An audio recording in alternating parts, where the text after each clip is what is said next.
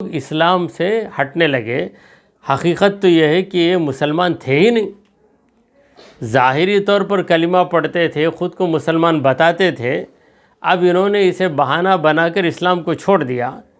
پروردگار کہتا ہے کہ اے محبوب، ان کے اس رویے کی وجہ سے آپ ہرگز غمزدہ نہ ہوں۔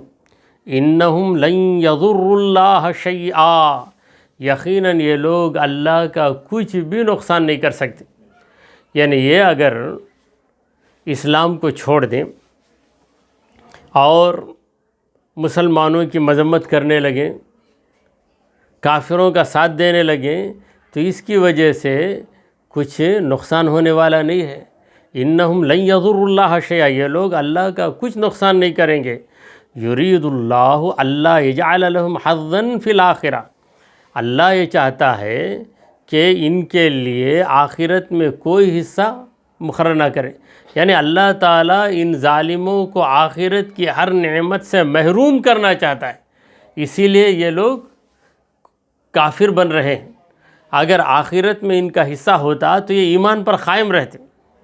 تو یہ لوگ اے مومنوں تمہارا کچھ نہیں بگاڑ رہے ہیں، یہ تو خود اپنا بگاڑ رہے ہیں، ان کی آخرت بگڑ رہی ہے۔ پروردگار آخرت میں انہیں ایک نعمت بھی نہیں عطا کرے گا، بلکہ اللہ یہ چاہتا ہے کہ آخرت میں ان کا کوئی حصہ ہی نہ ہو۔ وَلَهُمْ عَذَابٌ عَظِيمٌ، ان لوگوں کو بہت بڑا عذاب ہے، کیونکہ ان لوگوں نے بڑی خطرناک مکاری کی ہے۔ مسلمان ہو کر مسلمانوں کے دلوں کو تسلی دے دی کہ ہم اتنے لوگ مسلمان ہیں، پھر اچانک پلٹ گئے، جس کا برا اثر یہ ہوا کہ جو لوگ مسلمان ہونا چاہتے تھے وہ لوگ بھی سوچنے لگ گئے کہ کیا بات ہے کہ اتنے دن تک تو یہ مسلمان تھے، کلمہ پڑھتے تھے، اب یہ اسلام کو چھوڑ دیے، شاید اسلام میں کوئی خرابی ہوگی، شاید مسلمانوں کے اندر کوئی برائی ہوگی۔ تو اس طریقے کے غلط خیالات بھی پھیلنے لگے۔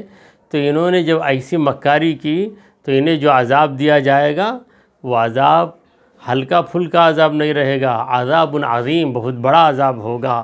دعا کیجئے کہ پروردگارا ہم نے جو کچھ کہا اور سنا اسے قبول فرما لے۔ اے اللہ ہمارے گناہوں کو معاف فرما، ہماری خطاؤں کو درگزر کر دے۔ اے رب کریم ہمیں ایمان پر استقامت عطا فرما۔ اے رب کریم ہمیں شیطانی راستے سے بچا لے۔ اے رب غفور تمام بیماریوں، مصیبتوں اور پریشانیوں کو ہم سے دور کر دے۔ اے اللہ ہمارے دلوں سے تکبر، ریاکاری اور حسد کو نکال دے۔ اے رب ذوالجلال ہمارا خاتمہ ایمان کی حالت پہ فرما۔ اے اللہ محشر کے دن ہماری لاج رکھ لے، ہم سب کو نبی کریم صلی اللہ تعالی علیہ وآلہ وسلم کی شفاعت نصیب فرما۔ حضور کے حوض کوثر کے پانی سے سیراب فرما، جنت کو ہمارا مقام بنا، دوزخ کو ہم پہ حرام کر دے۔ وصلی اللہ تعالی علی خیر خلقہ سیدنا و مولانا محمد وعلی آلہ واصحابہ اجمعین۔ الفاتحہ۔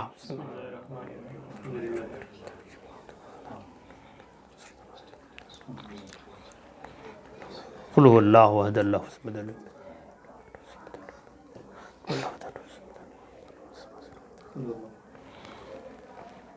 ان اللہ وملائکتہ یصلون علی النبی یا ایہا الذین آمنوا صلوا علیہ وسلموا تسلیما۔ اللہم صل علی سیدنا محمد وعلی آل سیدنا محمد وبارک وسلم۔